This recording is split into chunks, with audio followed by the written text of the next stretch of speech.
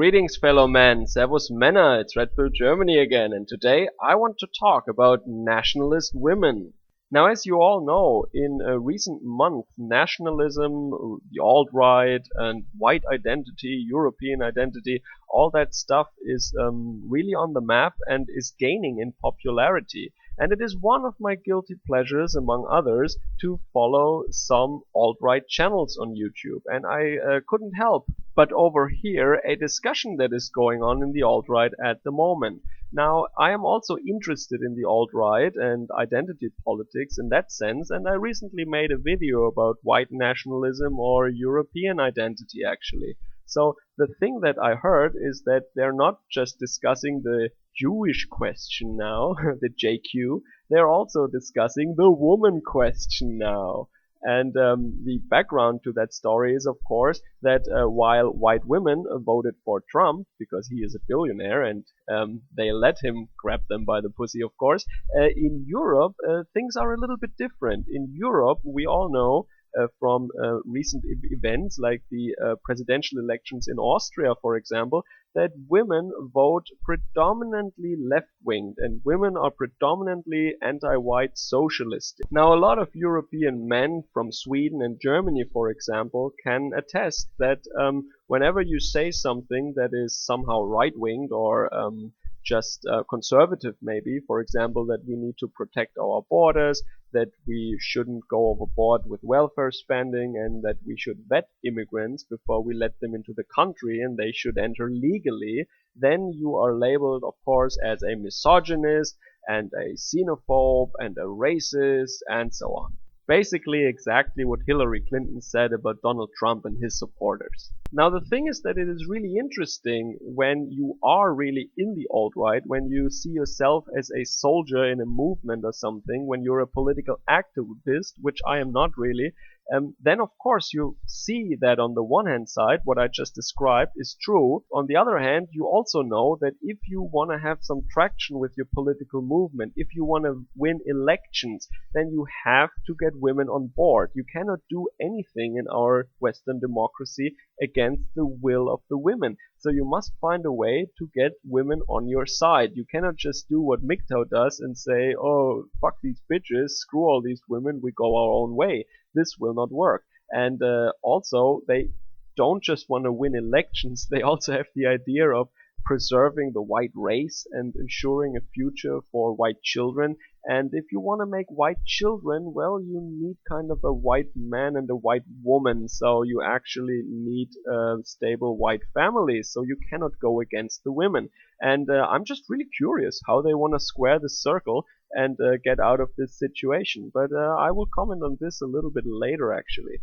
What I also want to talk about, primarily basically in this video, is that now there are a lot of women who actually claim to be right-winged or nationalist or something, and they complain that white men would not want them anymore, and white men play computer games and they don't want to man up, they don't want to put a ring on their finger, they apparently don't want white children, and so on. So this is very interesting, actually. It is reminiscent of what's going on in the black community in the USA, reminiscent of a lot of things, and so I really have to structure this and not just ramble on incoherently. So I actually want to give some tiny examples first, and then I want to tell you guys how I see this situation actually.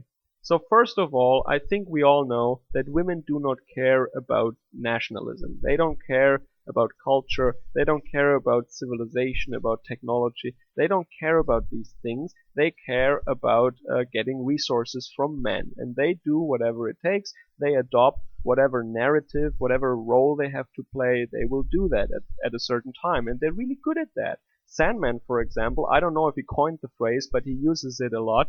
He calls it the female chameleon. We all know this from gaming, for example. So I grew up in the 80s and 90s, and I remember not a single woman who played computer games at that time, although most of the boys actually loved PC games, or actually Commodore 64 games or something. Of course, the cool boys, they also played these games, but they never talked about it when women were in earshot range or when other cool guys were there. So they always talked about football, actually, but in secret they played these games too. They just sucked at it. So that means that when women knew back then, or girls I should say basically, that you play computer games, you were creepy, you were boring, you were a nerd and a loser, and they basically shamed you and they made sure that you are kicked out of the group of the cool males if you said that you like computer games. And it is the same thing actually also with comic books and all that stuff. And when this became later on a multi-billion-dollar industry with movies and advertisement and big companies making a lot of sales and Gamescom came up and that, all of a sudden when the man turned it into a smoothly running big industry that is profitable and that delivers a cool product, then the women all of a sudden appear at the scene and they want participation rights. That means they don't want to do any of the work. They just want the nice office jobs that the industry provides once it has been established by men. And it is the same thing in science, it is the same thing in religion, it is the same everywhere. So some of you might be familiar with the concept of the hype cycle, and this can be applied to a lot of things, to new technologies, new products, new music style, new clothes style, anything really that people adopt. So first things are in the underground, it is just a geek thing, a nerd thing, it's not cool. And then there are early adopters and you get into this phase of the first mass media coverage really, and then it gets on the map, it becomes a topic in the mainstream media, it becomes cool, it is hip, it is trendy, and then people see it's actually working, maybe it's profitable, maybe it makes sense, maybe there is some merit to the idea, and you get a lot of expectations. Now you see that with 3D printing, for example. People said it will revolutionize everything and our whole industry will be based on 3D printing. It got a little bit quiet after that, and then you get actually into this trough of disillusionment. But actually now we are on the plateau phase already where we use this technology productively. So at my company, for example, we use 3D printing for a lot of things. It's very useful. It's a standard industry technique now, but it did not fundamentally revolutionize everything. In some instances, we use this technique and it is really great to have, but it did not replace other techniques of manufacturing. You know, it has its applications. And this is how it works. But with political trends, you can also have a hype cycle. For example, right-winged ideas or nationalism was really a thing for geeks and nerds. And you would not get pussy if you were right-winged a couple of years ago. I know that because I'm right-winged for 20 years already, and I know that women hate that. And women are socialist, and women punish men when they find out that they have right-wing leanings. Now, at the moment, with Brexit and Trump got elected, right-wing becomes cool. It becomes trendy. At least it is becoming socially accepted, and that is very important for women. They need to be sure that it is socially accepted, and only then will they adopt it. And that is what you can see going on right now. So women are not good at creating things, they are very good at sensing what the majority, or at least a big enough group, thinks, what their leaning is, what their tendency is. And then when they are sure that it is safe to do so, then they will adopt something. And this is why they're always late to the party. So there is also a video made by a probably a right-winged alt-right woman. Her channel is called Reality Calls. I think the channel is mostly about Pizzagate now, which is really weird. But a German-speaking viewer of mine, a subscriber, was actually sending me a link to a video that I posted below, where she actually is using something like white feather movement tactics to shame men into just manning up and just taking a risk. And, you know, you want to have white children, you want to have nuclear families, you must take a risk, you know, men sacrifice, they sacrifice their lives and all that stuff. She goes on and on about that. But the thing is just, I have to say, I want to be fair, at least she says if the man has concerns because of all the things that happened in the last decades between the genders, between the sexes in the Western world, if he wants to get a prenup or if he doesn't want to get married, maybe discuss that with him. So I gotta be fair, at least she mentions that. And that is also something that I would say to a right-winged young man. I mean, if you really losing sleep over the continuation of the white race, if you really must have white children,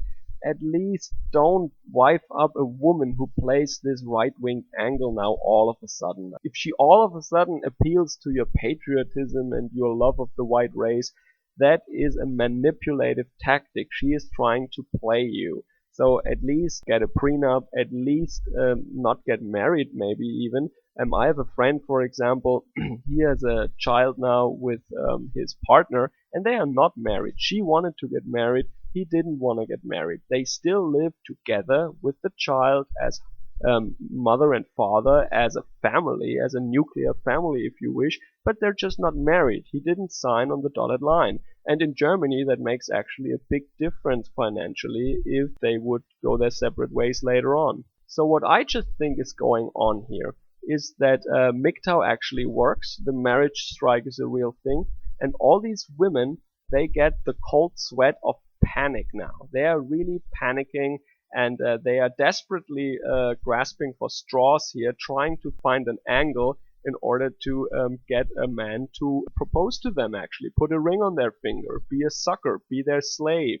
Because what you guys have to know, these women always thought that having a career and being a career woman, being an independent, strong woman would be a glamorous and fun thing. But now they're in their office jobs and they get older and they're about to hit the wall. And they envision now how it would be to be stuck in that job until they're basically 65 or 70, and they don't want to do that. They want to have babies and they want a man to slave away in the office. And they can be at home and meet their friends and have their hobbies. They don't want to work until they're 65. That's the thing. They're panicking. They do not want to go to work. So they want to get out of their office jobs. They want to be a housewife again. That's what's going on. And I think it is really just a female chameleon tactic. They do not care about the white race. They do not care about white children. A child for them is just a tool in order to get access to the man's money and to the resources. And if a woman tries to shame you using that angle, I would just tell her, well, you have a job, you pay 50%, I will pay for the kid, you will pay 50% for the kid, and then let's see where this goes, you know? But I also agree having a nuclear family, being married is maybe best for the children, but can you really still trust a white woman who all of a sudden, when right-wing attitudes become trendy and socially kind of accepted again, she tries to play that angle? To me, this is a clear sign that this is just a chameleon tactic, because women didn't try this angle in the last 40 years. I mean, where were all these white nationalist women in the last 40 years? Where were they? The truth is that they are using the tricks that work at the time. And they assume, and in many cases, I guess rightfully so, that men have a very short attention span, or that they don't do their research in case they are very young. So if you are a young 20-something-year-old man who now has gotten it into his head that he has to save white people from extinction, just wait a couple of years, you know, just wait until we get from this early peak of high expectations into the trough of disillusionment. And if the woman is still on your side, then maybe then you can think about starting a family. But just at this moment where we're in the hype phase, I mean, I would say it is really, the probability is very high that this is just a trick, that this woman really doesn't care about white people and Western civilization, blah, blah, blah. Truth, strength, and loyalty are male virtues, and women really don't care about it. And when she tries to tell you so, I'm just saying, you know, it's bullshit. Now, and what this self-proclaimed right-winged woman then also says is that we must cast out men who are against women out of the alt-right. Like, if you're against women, you're not alt-right. And this is what women always do when they infiltrate a movement all of a sudden. They did that with religion, they did that with atheism, which was then later on turned into atheism plus, and it was all about feminism in the end. And if you're not a feminist, you're not an atheist anymore. And they do that now with the alt-right. And for years and years and decades, they were nowhere to be found. They actually shamed men, and they avoided men like the plague, calling them creeps and nerds and all kinds of nasty insult words. when they were in these movements, and now that it becomes cool, they go in there, and just one day after they're accepted in the movement, they are the bosses. They try to figure out what man is thinking in what way, and they are separating the men's into different categories. They see who is potentially simping and who is not simping, and the ones who are not simping they label with the current shame word. And of course, if you want to infiltrate gaming, for example, you cannot shame these men with being neck-bearded losers who play computer games, you know? When you are infiltrating a right-wing movement, you cannot say you're a xenophobe, you know? So you have to avoid using the shame word that has been used before for this group that you want to infiltrate. And women are not stupid. They know what shame words to use for what group. They're not that stupid. So, for example, a woman would shame a right-wing person as a racist before, but when she actually wants to land a rich white nationalist, for example, if she wants to infiltrate the white movement in order to get a husband or to get knocked up by one of them, she actually would be all about the white race and all about white children, and she would not shame anyone to be racist, of course. If she wants to land a really successful scientist, for example, or an engineer who has a well-paying, steady job, she would not do any kind of nerd shaming, of course, because that scientist or that engineer is probably a little bit of a nerd. I think you get the idea. This is what the female chameleon does. And all of a sudden, these women in the alt-right, they tell the other men to kick out men who will not simp, who are not feminist, not gynocentric enough. And I really couldn't care less, but I'm just putting it out there. This is a classical example of women infiltrating a male thing, a movement, an organization, an institution that men build. Now it has success because Trump is the president. I mean, that is state power. That is guns. That is tax money. That is power. He can appoint judges of the Supreme Court, I guess. So that is power. Women flock to that. This is state power here. And now they are making the rules. They are from day one deciding who is gonna stay in the movement and who has to go because you're anti-woman and you're not alt-right. I mean, just look at Thunderfoot's videos to see what became of the atheist movement after it was infiltrated by feminists. Pretty funny, actually.